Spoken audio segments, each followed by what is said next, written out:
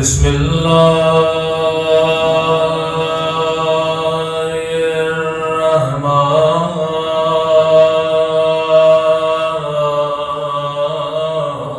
الرحمن الرحيم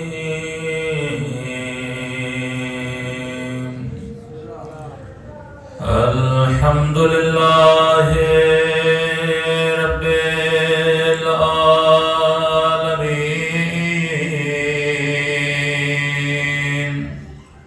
الحمد لله كما هو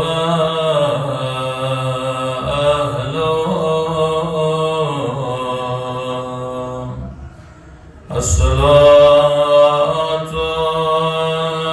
والسلام على سيد المرسلين وخاتم النبيين أبي القاسم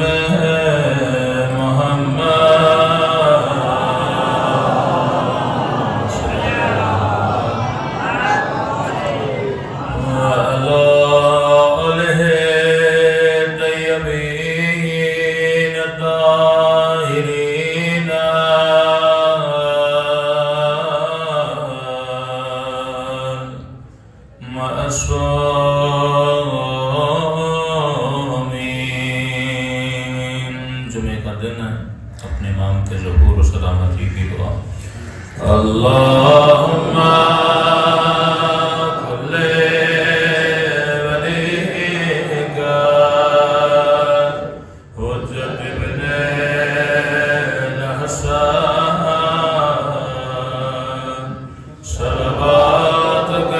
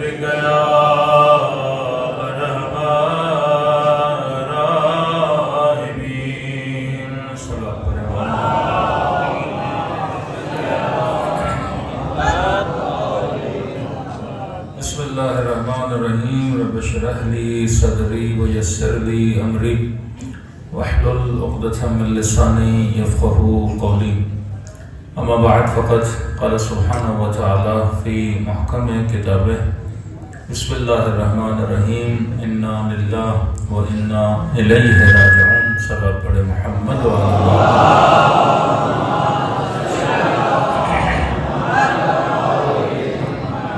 گزارش ہوگی جو پنکھا بند کرتے ہیں برا دیگر صلوات پڑھے محمد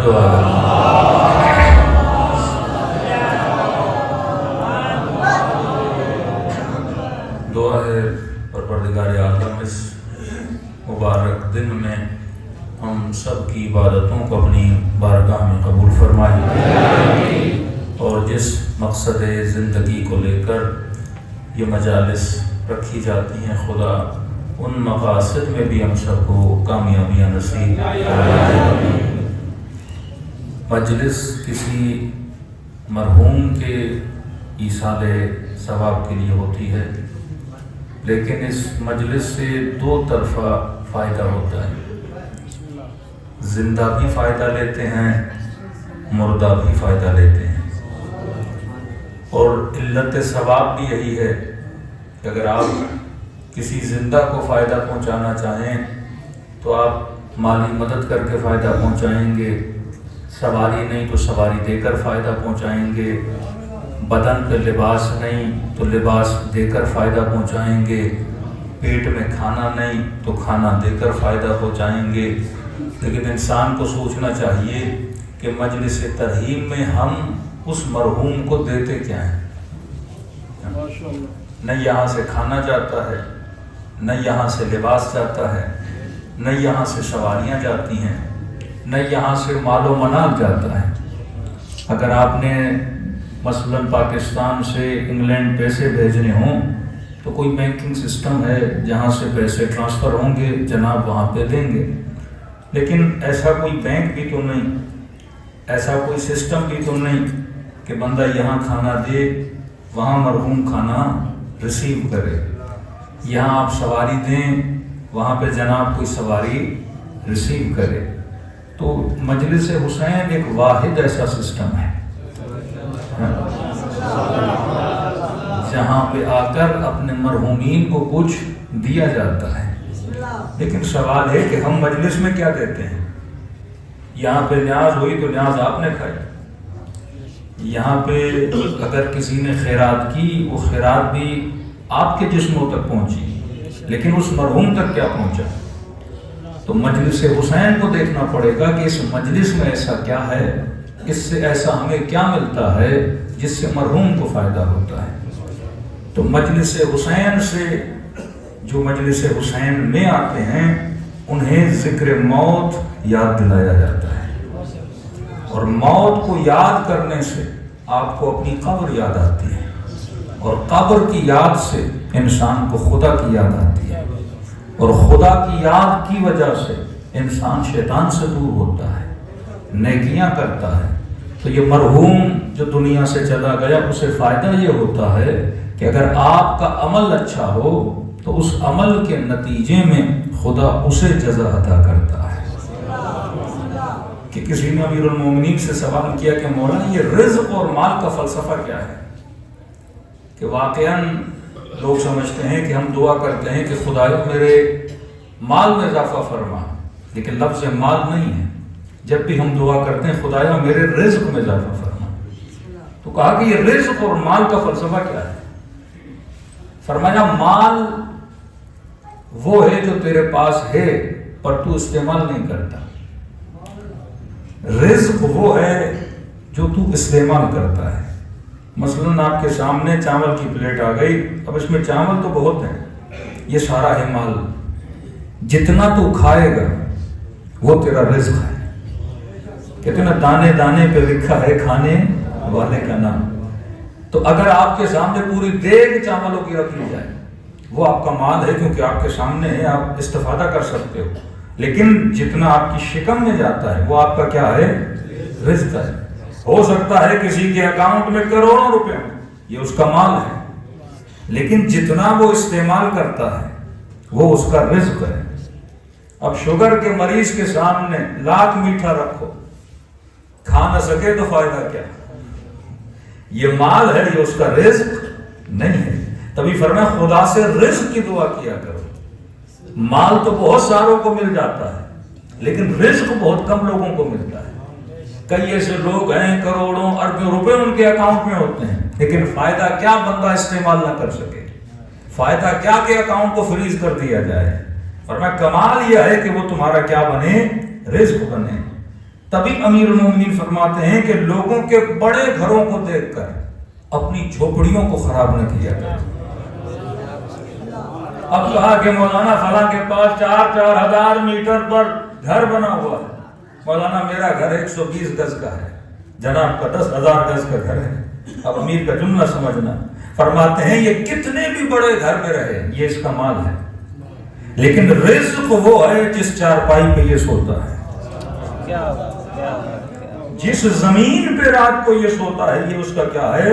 رزق ہے۔ اور خدا نے جس کو بدن دیا ہے 5 فٹ سے لے کے 7 فٹ تک، تو رزق کا جو فرق آتا ہے وہی 5 اور 7 کے درمیان ہے۔ سونا تو نے بھی زمین پر ہے، سونا اس نے بھی زمین پر ہے۔ جب یہ کہیں کہ خدا متعال عادل نہیں، عدالت خدا کی اس معیار پر ہے کہ جو شکم تجھے دی ہے وہ شکم تیرے دشمن کو دی ہے. یہ نہیں کہ مثلاً اسے کوئی بہت زیادہ بڑا پیٹ دیا ہو، تجھے چھوٹا سا پیٹ دیا ہو. کھانا تقریباً سبھی برابر کھاتے ہیں، تو جو کھانے والی چیز ہے اس میں خدا نے فرق نہیں رکھا.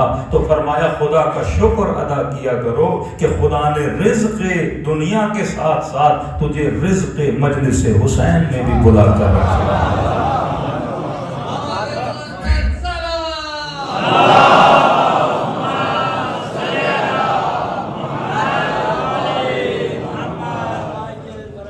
انسان کا عمل مقام معرفت سے تب دور ہوتا ہے جب انسان اپنی معرفت حاصل نہیں کر پاتا، کیونکہ مجلس ترحیم ہے، اور خدا نے برملا کہا کہ انا للہ و انا الیہ راجعون. تم سب میری طرف سے ہو اور تم سب میری طرف پلٹ کے آنے والے ہو. آئے تھے اکیلے، جائیں گے اکیلے. آئے تھے اس کی سبب کی وجہ سے، جائیں گے جب وہ بلاوا دے گا تب انسان یہاں سے چلا جائے گا. کیا لے کر آئے تھے؟ خالی ہاتھ آئے تھے. کیا لے کر جائیں گے؟ خالی ہاتھ جائیں گے. کون سی چیز ہے جو انسان کا سرمایہ بنتی ہے؟ وہ انسان کا عمل ہے. اس کی دلیل یہ ہے کہ جب کوئی انسان دنیا سے جاتا ہے، آپ اس کے گھر جاتے ہو، اس مرحوم کے گھر، اس کے بیٹوں کے پاس، رشتہ داروں کے پاس، آپ کیا لے کر جاتے ہو؟ شاید کوئی پھول کا گلدستہ لے کر جائے، لیکن وہ مرحوم کو فائدہ نہیں دے گا. جو بھی بندہ مرحوم کے گھر جاتا ہے، نہ کھانا لے کر جاتا ہے، نہ کوئی دنیاوی چیز لے کر جاتا ہے. چار لوگ آپس میں بیٹھتے ہیں، بھائی کس لیے آئے ہیں؟ کہا فاتحہ خوانی کے لیے آئے ہیں. مطلب مرنے کے بعد بھی اگر مجھے کوئی چیز فائدہ دے رہی ہے، وہ ایک چھوٹا سا سورہ فاتحہ ہے. ایک سورہ فاتحہ. جس بھی مرحوم کے گھر جاتے ہیں کیا پڑھتے ہیں؟ سورہ فاتحہ. کیا کرواتے ہیں؟ قرآن خوانی. اب انسان یہ سوچے کہ پوری زندگی جس فاتحہ سے میں دور رہا، پوری زندگی جس قرآن سے یہ بندہ دور رہا، اور مرنے کے بعد بھی جو لوگ میرے گھر آ رہے ہیں وہ کیا پڑھ رہے ہیں؟ قرآن پڑھ رہے ہیں. تب امیر المومنین فرماتے ہیں کہ وہ شیعہ ہو ہی نہیں سکتا جو کم از کم دن میں 40 آیتیں قرآن کی نہ پڑھے گئے. قرآن کی دوری خدا کی دوری ہے. قرآن سے غفلت خدا سے غفلت ہے. کہ بندے خدا تو آنکھوں سے خدا کو دیکھ تو نہیں سکتا، ہاتھوں سے خدا کو لمس تو نہیں کر سکتا. کوئی ایسا وجود نہیں ہے کہ جیسے تو دیکھ کر یہ کہے کہ میں اللہ کو محسوس کر رہا ہوں. تو اگر خدا کو کہیں سے محسوس کیا جاتا ہے، وہ خدا کے کلام سے خدا کو محسوس کیا جاتا ہے. تبھی فرمایا اگر اللہ سے ہم کلام ہونا چاہتے ہو تو کلام خداوندی کو پڑھا کرو. لیکن سب سے بڑی مسٹیک جو انسان کرتا ہے وہ انسان کی معرفت کا نہ ہونا ہے. یہی جملہ کہ انا للہ و انا الیہ راجعون، تم سب اللہ کی طرف سے ہو اور تم سب اللہ کی طرف پلٹ کے جاؤ گے. دنیا کی معرفت تو ہمیں بہت ہے کہ کوئی پوچھے کہ کراچی کے علاقے کتنے ہیں، سڑکیں کون سی ہیں، کون سے علاقے ہیں جہاں غریب رہتے ہیں، کون سے علاقے جہاں امیر رہتے ہیں، ہم سب کو پتہ ہے. لیکن اس عالم میں جہاں ہم سب نے جانا ہے اس کی ہمیں کتنی معرفت ہے کہ عالم برزخ میں کیا ہونا ہے، محشر کے مقامات کون سے ہیں، مرنے کے بعد کی زندگی انسان کی کیسے گزرے گی، اصلاً مرنے کے بعد ہم اپنے والدین سے مل پائیں گے کہ نہیں. کئی مومنین کہتے ہیں مولانا کہ مرنے کے بعد اہل بیت سے ملاقات ہوگی کہ نہیں، اور اگر ہوگی تو کیا جب میں چاہوں تب ہوگی، جب دل کرے تب امیر المومنین کی زیارت ہوگی، رسول خدا کی زیارت ہوگی، کیسے ہوگا؟ تو امیر المومنین اور میرے چھٹے امام جعفر صادق علیہ السلام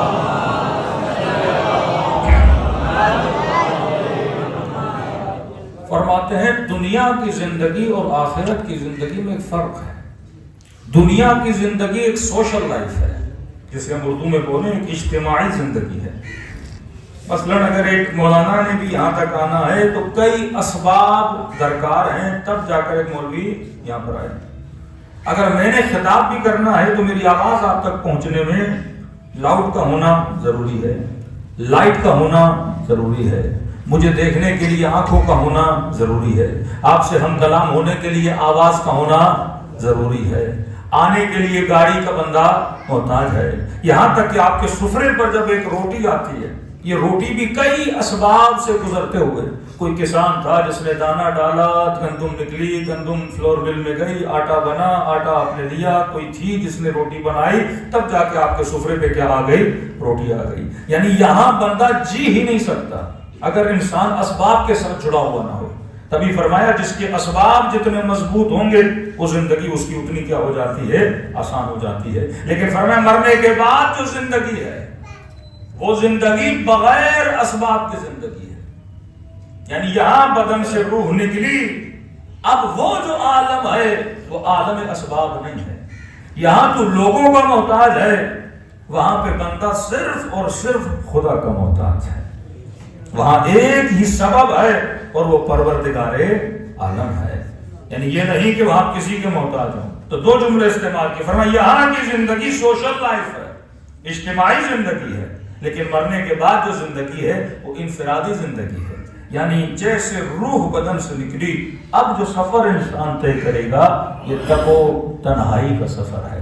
اب یہ نہیں کہ باپ مدد کرنے کے لیے آ جائے، بھائی مدد کرنے کے لیے آ جائے، کوئی غیر مدد کرنے کے لیے آ جائے، کہ نہیں، جتنے سال انسان سفر کرے گا تک و تنہا سفر کرے گا۔ کہ مولا کہ وہاں پہ کوئی مدد نہیں ہوگی؟ فرمایا اگر وہاں پہ کوئی مدد ہوگی بھی تو انسان کے اپنے عمل کی مدد ہے۔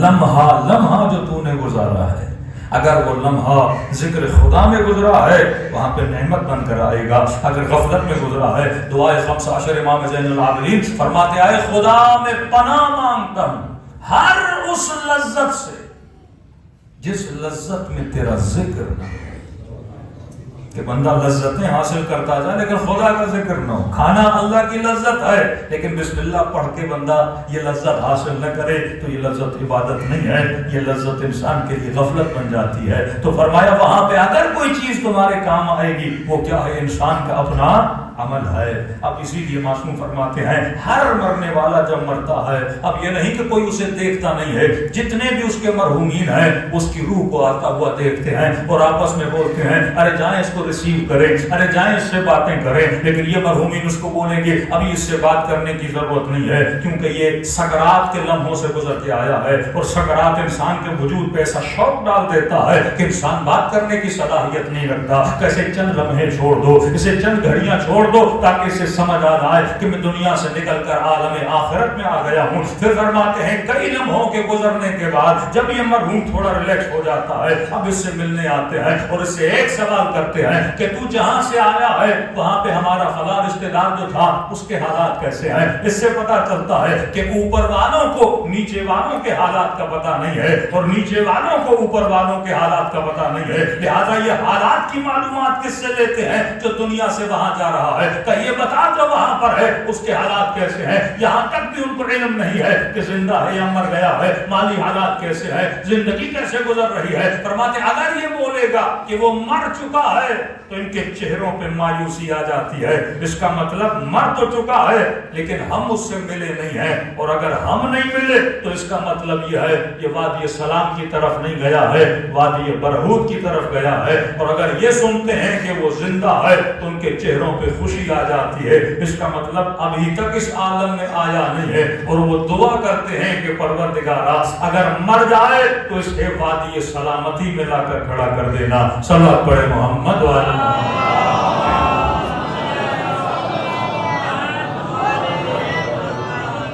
فرماتے ہیں اس حد تک ان کا آپس میں ملنا جلنا ہوتا ہے کہ امیر المؤمنین وہاں پہ ملاقات کا سلسلہ کیسے ہوگا؟ فرمایا انفرادی زندگی ہے، وہاں طبقات ہیں، جو بہترین عمل کا مالک ہے وہ اوپر کے درجے پر ہوگا، جو کم ترین عمل کا مالک ہے وہ نچلے حصے میں ہوگا۔ اب کہا کہ دنیا میں آزادی ہے، مثلا یہاں پہ جو غریب علاقوں میں رہتے ہیں وہ شاید کسی گاڑی پہ چڑھ کے امیروں کے علاقوں کا دورہ کر لیں، کوئی پاکستانی ویزا لگا کے کسی امیر ملک کا وزٹ کر لے، لیکن کہا کہ وہاں پہ یہ اجازت نہیں ہے، جو نچلے درجے میں ہے اسے اجازت نہیں کہ وہ اوپر والے درجے میں جائے، مثلا ہم جیسا گنہگار ہوگا اسے یہ اجازت نہیں کہ وہ سلمان کے گھر کا دورہ کر لے، اسے یہ اجازت نہیں کہ وہ انبیاء کے گھروں تک جائے، جو نیچے ہے اسے اوپر جانے کی اجازت نہیں ہے، لیکن فرمایا جو اوپر والے درجوں میں ہے ان کی مرضی ہے، وہ جب چاہیں نیچے والوں سے جا کے ملاقات کر سکتے ہیں۔ کہ اس کا ریزن کیا ہے؟ کہ کیونکہ جنت مقام سکون ہے، جنت مقام سکون ہے، خدا وہاں پہ کسی کو بے سکون ہونے نہیں دیتا۔ اب نیچرل ہے جس بندے کے مقامات چھوٹے ہیں اگر وہ اوپر جائے گا ان کی نعمتوں کو دیکھے گا تو اس کے اندر کیا پیدا ہوگا؟ یأس اور حسرت پیدا ہو جائے گی، غمگین ہو جائے گا کہ یہ مقام میرے پاس کیوں نہیں ہے۔ لیکن اوپر والا جب نیچے آئے گا اور اللہ کا شکر ادا کرے گا کہ خدا نے مجھے کیا عطا کی ہے، نعمتیں عطا کی ہیں۔ تو فرمایا وہاں پہ اگر کوئی امیر المومنین سے ملنا چاہتا ہے اس میں مرضی میری نہیں ہے، مرضی علی کی ہے۔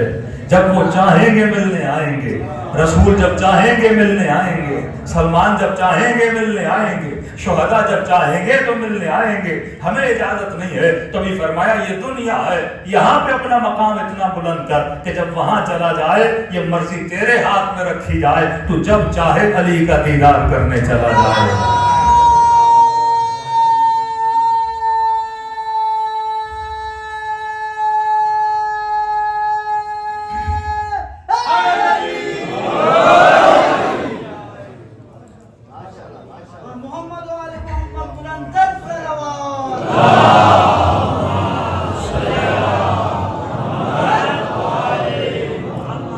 دوسرا سوال کیا کہ مولا کیا جس طرح یہاں پہ آپ لوگ آپس میں گیدر ہو گئے، جمع ہو گئے، کہ کوئی جمع ہی نہیں ہوتا کہ زندگی واقعاً تنگ و تنہا ہے؟ فرمان نہیں، ہفتے میں ایک دن اللہ نے رکھا ہے جس میں مومنین کو اللہ کیا کرتا ہے؟ جمع کرتا ہے۔ کہاں پہ جمع کرتا ہے؟ فرمایا وادی السلام میں جمع کرتا ہے۔ یہ لفظ آپ نے بہت سنا ہوگا، وادی السلام اور وادی برہوت۔ اب یہ وادی السلام ہے کہاں جہاں پہ مومنین کو جمع کیا جائے؟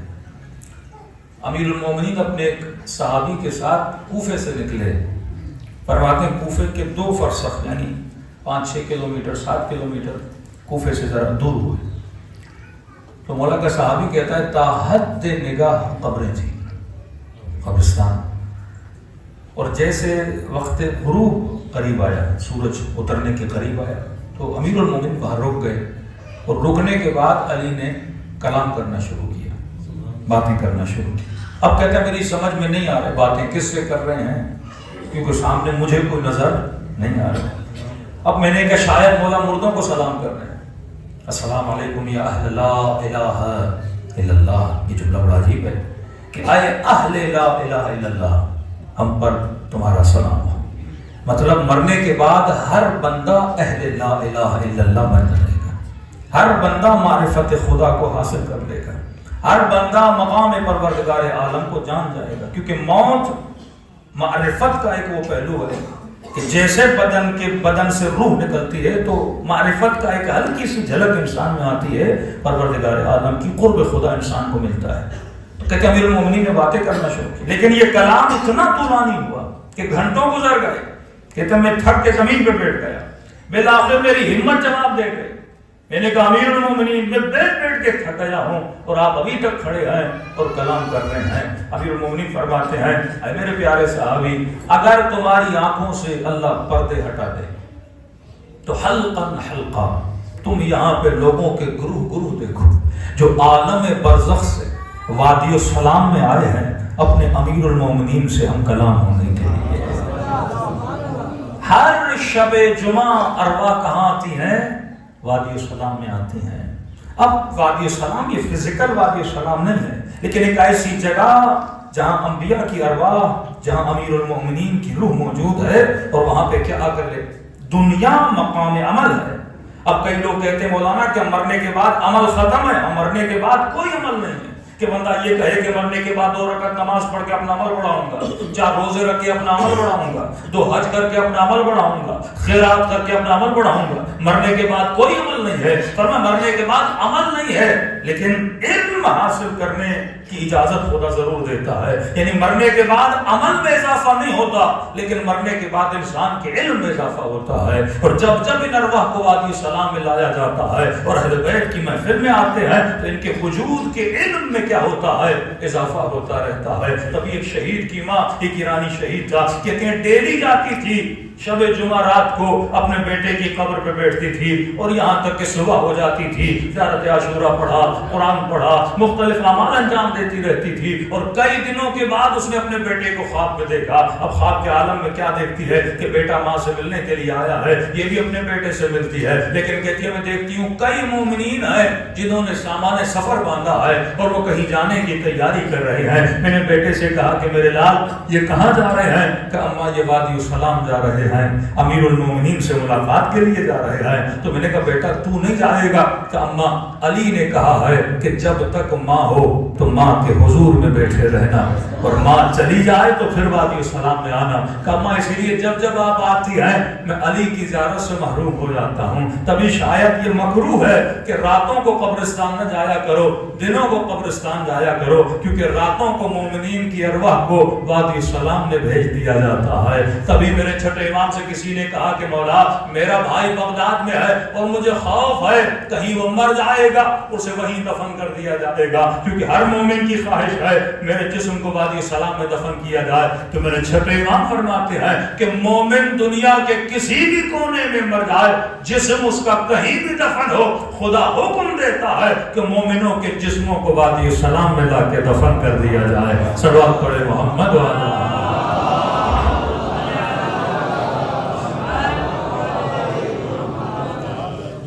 بندے کا مومن ہونا ضروری ہے. اور علی سے پوچھا کہ مومن کون ہے؟ تو مولا فرماتے ہیں مومن قیس ہوتا ہے. قیس کا مطلب مومن تیز ہوتا ہے. ہمارے یہاں لفظ تیز تھوڑا نیگیٹو معنی میں استعمال ہوتا ہے کہ جناب بڑے تیز ہیں، لیکن ہم یہ فرماتے ہیں شارپ، کین. مومن قیس، مومن عقل مند ہوتا ہے. اب عقل مندی کا پتہ کہاں سے لگے؟ کسی کے ماتھے پہ تو نہیں لکھا کہ جناب عقل مند ہیں یا بے وقوف ہیں. اور پھر فرمایا کہ علی کا چاہنے والا سب سے بڑا عقل مند ہوتا ہے. شیعت علی ابن ابی طالب، یہ فرمایا مقام عقل پر فائز ہوتے ہیں. اب دو لفظ آپ کی خدمت میں رکھ کے جا رہا ہوں اور اختتام مجلس، تاکہ آپ کو پتہ چل جائے کہ میں نے زندگی کیسے گزارنی ہے اور ایسی زندگی گزاروں کہ جب دنیا سے جاؤں اور جب اہل بیت سے ملاقات ہو، جب ملاقات خداوندی ہو تو انسان کا استقبال ایسے ہو جیسے کسی مومن کا استقبال ہوتا ہے. فرمایا کہ علی کا چاہنے والا عقل مند کین اینڈ شارپ. جناب مختار کا جو قبیلہ نکلا ماننے والے، ان کو کہا جاتا تھا کہ کیسانیہ، کیونکہ جناب مختار کو رسول نے لقب دیا تھا یہ رجل قیس، ایک تیز بندہ، ہوشیار بندہ. مختار کو پتا تھا کہ میں نے کب کیا کرنا ہے. امیر المومنین کا دشمن، کسی نے کہا کہ یا علی آپ کا دشمن بڑا عقل مند ہے.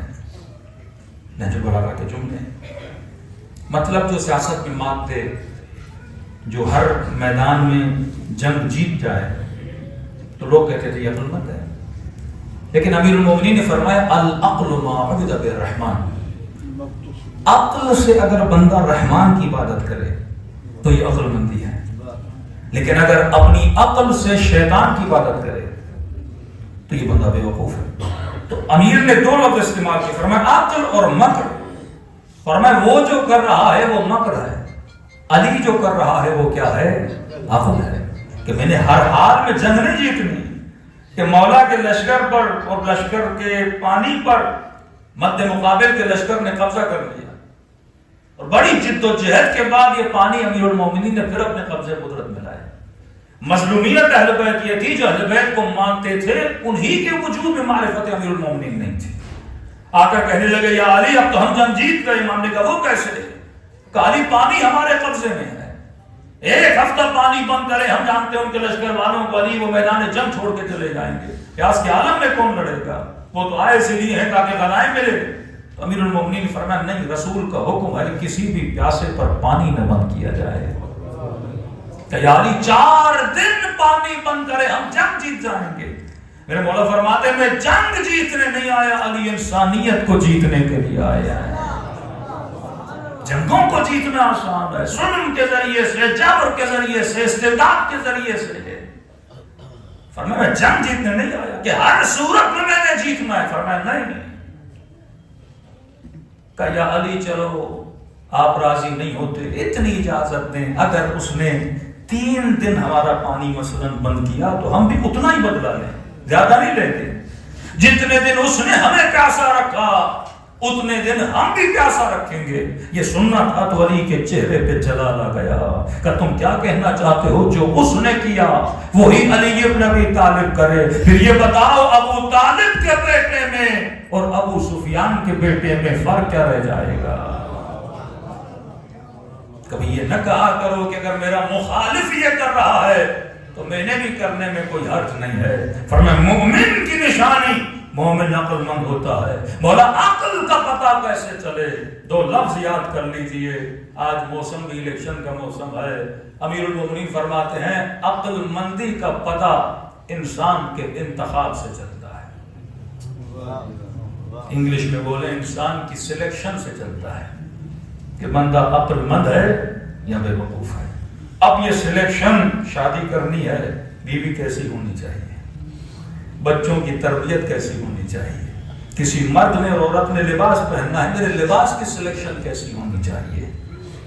اور کیوں کہا کہ یہ شاید کچھ لوگوں کو گرا گزرے میرا جملہ، لیکن عقل مندی کی بات ہے. پہلا جملہ کہا کہ علی کا چاہنے والا عقل مند ہے. کیوں کہا؟ کیونکہ اس کا انتخاب بتا رہا ہے کہ جس نے علی کو چنا وہ کبھی بے وقوف نہیں ہوتا. بندے کا کیا بتائے؟ انتخاب بتائے نا. اب کئی لوگ کہتے ہیں کہ آپ علی کو چھوڑ دو. شیعوں کو اکثر کہا جاتا ہے کہ کیا ضد ہے کہ علی کو پہلا مانا جائے. میں نے کہا کوئی ضد نہیں ہے. اگر آپ آج کہو تو ہم علی کو چھوڑنے کے لیے تیار ہیں، لیکن عقل کا حکم ہے اگر بہتر کو چھوڑ رہے ہو تو اس سے بہتر کا انتخاب کرو. اگر میں نے علی کو چھوڑنا ہے تو یا کوئی ایسا لاؤ علی جیسا ہو یا علی سے بہتر ہو.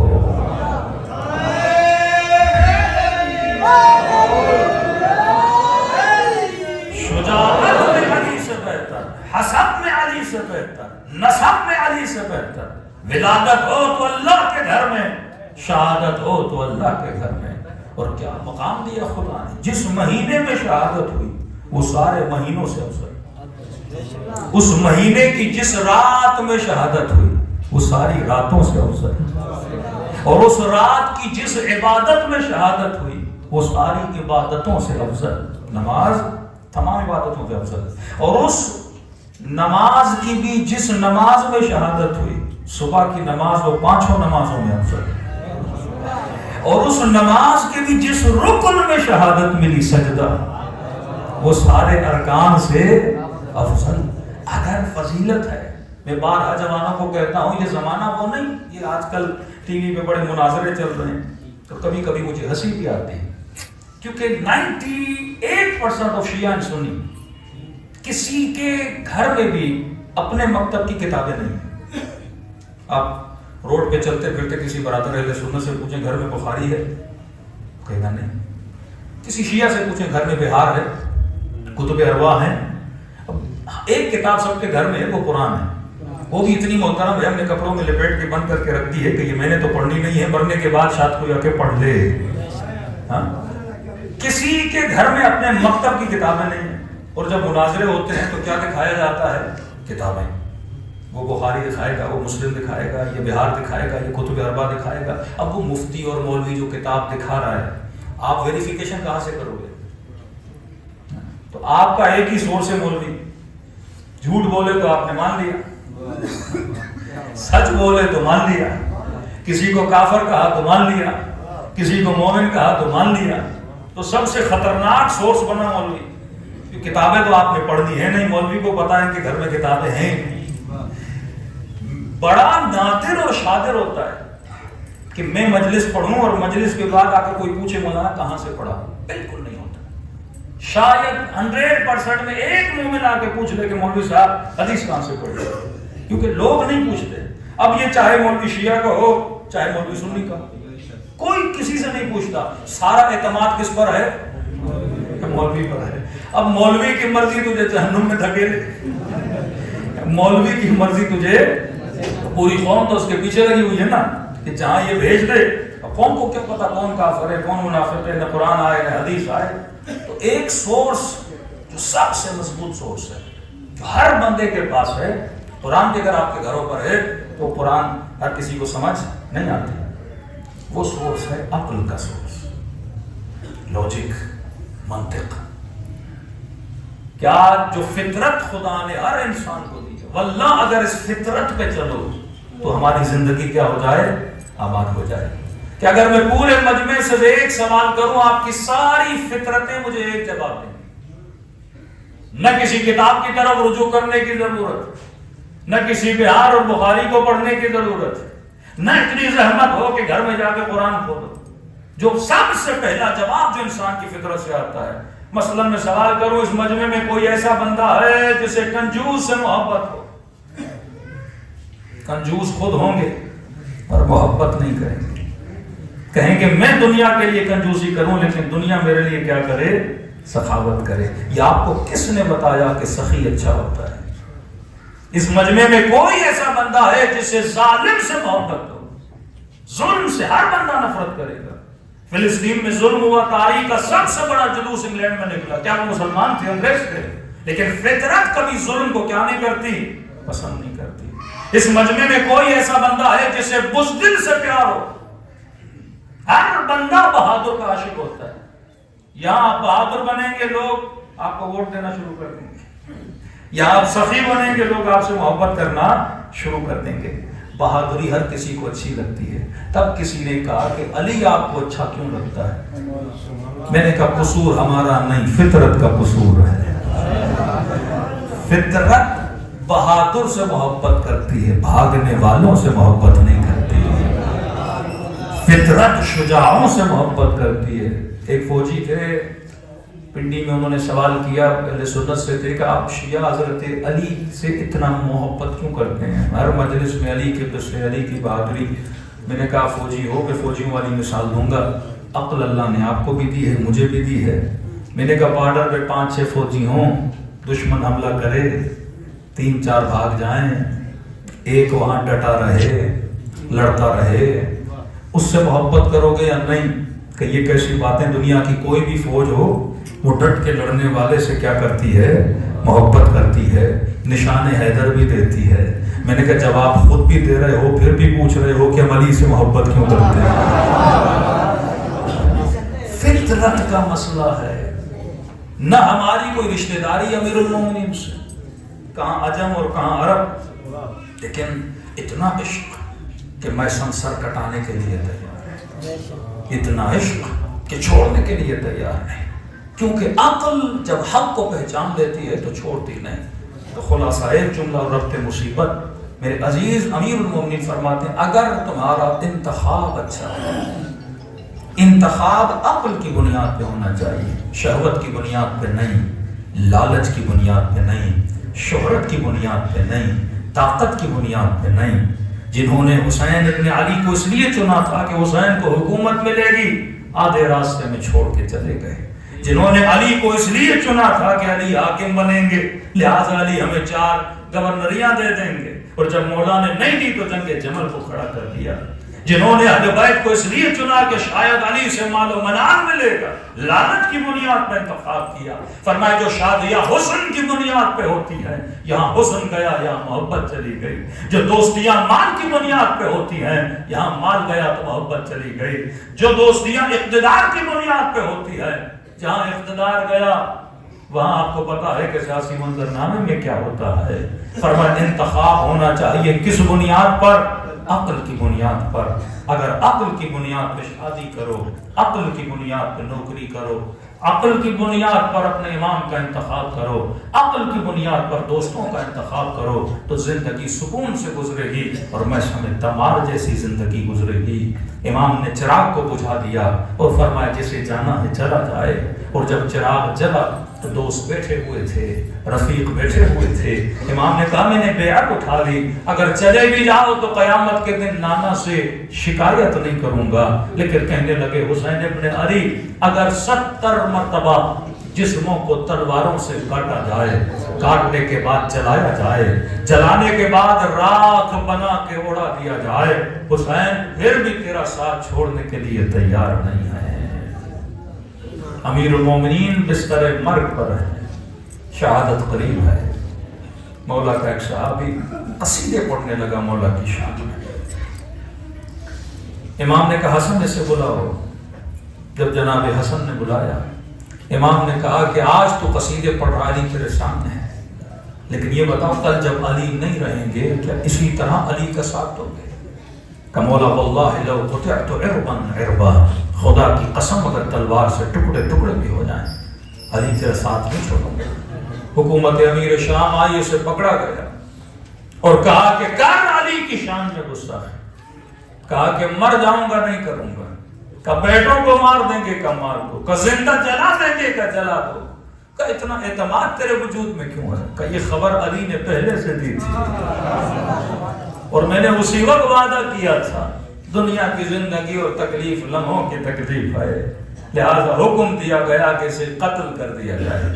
جب تلوار لے آنے والا اس کا سر قلم کرنے لگا تو اس نے کہا کہ اگر زحمت رہو مجھ سے پہلے میرے بیٹوں کو قتل کرو. کہا کہ تو کیسا باپ ہے جو بیٹے کو مرتا ہوا دیکھنا چاہتا ہے؟ کہنے لگا کہ مسئلہ بیٹوں کی محبت کا نہیں، مسئلہ حق کی محبت کا ہے، مسئلہ علی کی محبت کا ہے. مجھے خوف ہے کہیں مجھے مرتا ہوا دیکھیں اور علی کے دامن کو چھوڑ نہ دیں. پہلے انہیں جنت میں بھیجوں گا، پھر میں خود علی کی قدم بوسی میں جاؤں گا. یہ ہے حق کی پہچان. اگر انتخاب عقل کی بنیاد پر ہو تو دنیا میں بھی سکون ہے، آخرت میں بھی سکون ہے. فرمائشیوں ایک بات یاد رکھنا، اہل بیت کے چاہنے والوں ایک بات یاد رکھنا کہ اہل بیت سخی بھی ہیں، اہل بیت کریم بھی ہیں. سخی وہ جو مانگنے پہ عطا کرے، کریم وہ جو نہ مانگنے پر عطا کرے. یہ کرم خدا ہے کہ آج مجلس حسین میں موجود ہو. ہر بندہ عاشق امام حسین ہے، ہر بندے کی چاہت ہے خدا اسے زیارت امام حسین نصیب کرائے. بارہا مجلسوں میں عرض کر چکا کہ ایک مولا کا بوڑھا عاشق بدن سے معذور تھا، مالی اعتبار سے بے انتہا فقیر تھا. اس نے کیا دیکھا کہ لوگ کربلا کی طرف جا رہے ہیں، 40 کے دن تھے. تو جیسے اس نے بسوں کو کربلا کی طرف جاتا ہوا دیکھا تو اس کی آنکھوں میں آنسو آ گئے. گھر گیا اور مصلی پہ 2 رکعت نماز زیارت امام حسین پڑھی اور شکایت کی اپنے امام حسین سے کہ مولا کیا تیری زیارت صرف امیروں کے لیے ہے؟ مولا کیا معذوروں کو کربلا نہیں بلاؤ گے؟ کیا غریبوں کو کربلا نہیں بلاؤ گے؟ عاشق جب دیکھے نا کوئی میرے معشوق سے ملنا چاہ رہا ہے تو تڑپ اٹھتا ہے. کہتا ہے رو رو کے اسے سجدے میں نیند آ گئی. خواب کے عالم میں امام حسین کی زیارت نصیب ہوئی. امام نے فرمایا آئے بوڑھے عاشق، وہ کربلا جائیں گے اور حسین کی زری کو دیکھیں گے. میں نے خواب میں آ کے اپنے چہرے کی زیارت تجھے کرائی ہے. کہ وہ ابھی کربلا پہنچے نہیں ہیں، حسین خود چل کے تیرے خواب میں آئے ہیں. کبھی یہ نہ کہا کرو کہ ہم غریب نہیں ہیں، لیکن ایک بات سن لے اپنے امام کی، زندگی میں ایک بار بھی اگر ہو سکے میری کربلا آنا ضرور، کیونکہ مرنے کے بعد جب اس کے ثواب کو دیکھو گے اور اگر نہ ہوگا تو پچھتاؤ گے. آقا گلپائگانی سے کسی نے بیٹے نے خواب میں دیکھا کہ بابا اگر دنیا میں ایک دن ملے کون سا کام کرو گے؟ نماز، روزہ، حج، زکات. فرمایا بیٹا ایک دن بھی ملے نا میں امام رضا کی زیارت کو جاؤں گا. کہا کیوں؟ کہ یہ تو مرنے کے بعد پتا چلا ہر کی ہوئی زیارت کے بدلے میں 3 مرتبہ امام رضا مجھ سے ملنے کے لیے آئے اور میں تجھے نہیں بتا سکتا اس ملاقات کا سکون کیا ہے. کہ مولا اگر نہ آ سکوں کربلا تو کیا، آپ تو کریم ہیں، مر جاؤں گا منکر و نکیر کہیں کہ بدبخت حسین کا عاشق تھا، ایک ثواب زیارت لے کر نہیں آیا۔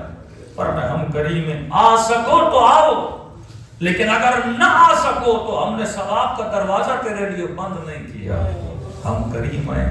مولا کیسے حاصل کروں یہ ثواب زیارت؟ فرمایا خلوص سے دل سے مجھ حسین کو ایک سلام کیا کرو، خدا کے سلام کے بدلے میں تجھے ثواب زیارت حسین عطا کرے گا۔ کہ مولا بس ایک سلام سے ثواب مل جائے گا؟ فرمایا جب سلام کرو ایک نشانی اگر تیرے اندر آ جائے تو سمجھنا ثواب زیارت حسین مل گیا۔ مولا کون سی نشانی؟ کا جب مجھ غریب حسین کو سلام کرو، اگر نہ چاہتے ہوئے تیری آنکھوں میں آنسو آ گئے تو یہ مت سمجھنا یہ تیرے آنسو ہیں، حسین نے تجھے تیرے سلام کا جواب دیا۔ دلوں کو کربلا کی طرف روانہ کریں، سب مل کے اپنے آقا کو سلام کریں۔ السلام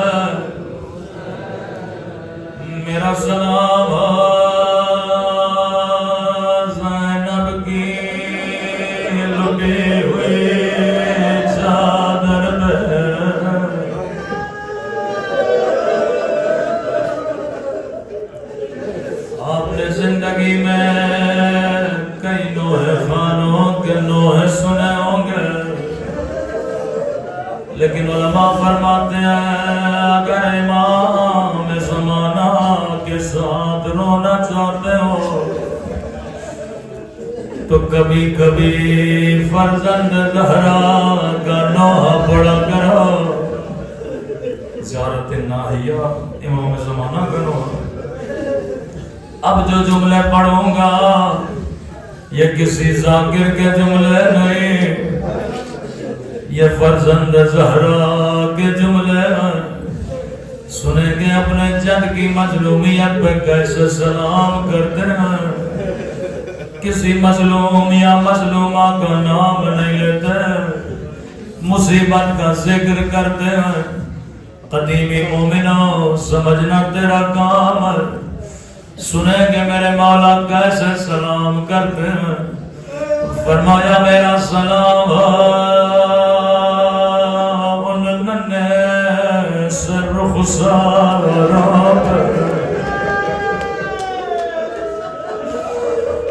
اللہ جانے یہ کس بچے کے رخسار، کیا یہ علی اصغر کے رخسار؟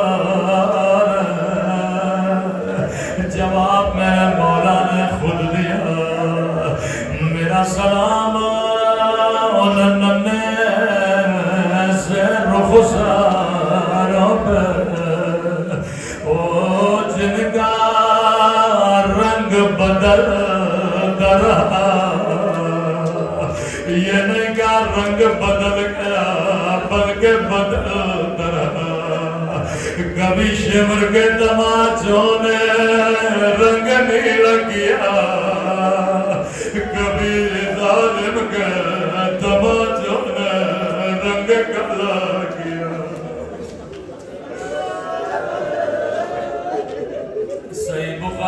حدیث رسول خدا کا فرمان ہے مسلمانوں کبھی حیوان کو بھی منہ پہ نہ مارا کرو کبھی حیوان کو بھی منہ پہ نہ مارا کرو راوی کہتا زندان شام تھا ننھی سی بچی کی گود میں بابا کا کٹا ہوا سر آیا سر کو سینے سے لگایا رو کے کہنے لگے میرے غریب الوطن بابا او میرے 3 دن کے پیاس بابا بابا ذرا آنکھیں کھولا ذرا میرے زخمی رخسار دیکھا او بابا تیری سکینہ کا رخسار چھوٹا تھا لیکن ظالم کا ہاتھ بڑا تھا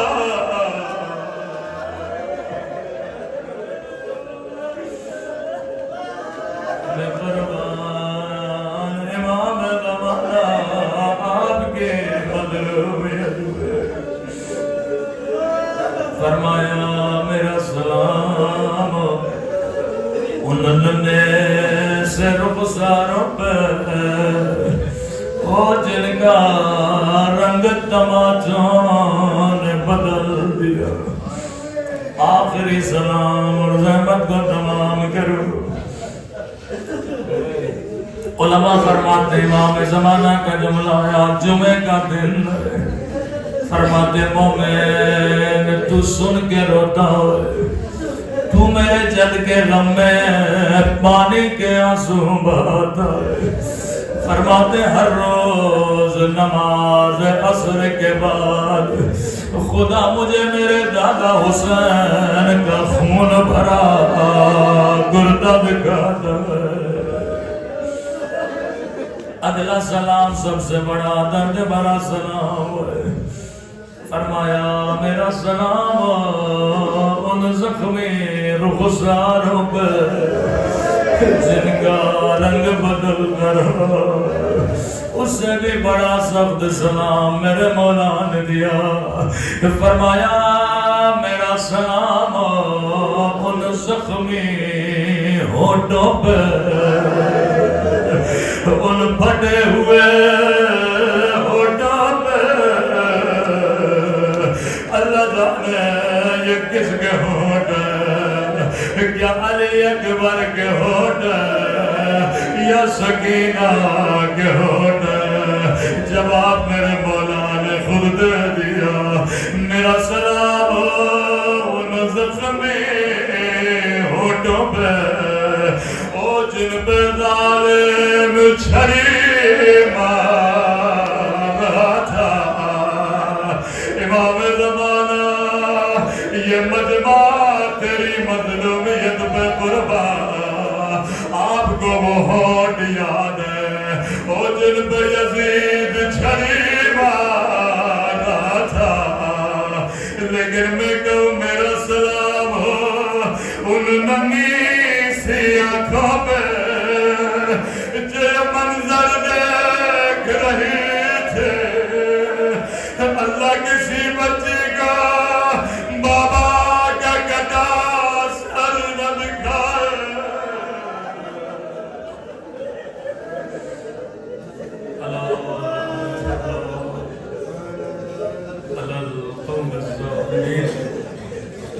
پروردگار تجھے رسول مظلوم تماسوں کا واسطہ تجھے حسین کی کٹی ہوئی گردن کا واسطہ تجھے سکینہ کے ننھے سے رخساروں کا واسطہ تجھے سیدہ زہرا کی چادر کا واسطہ خدایا مرحوم کے درجات کو بلند فرما جو حاضرین ہیں کہ مرحومین کے درجات کو بلند فرما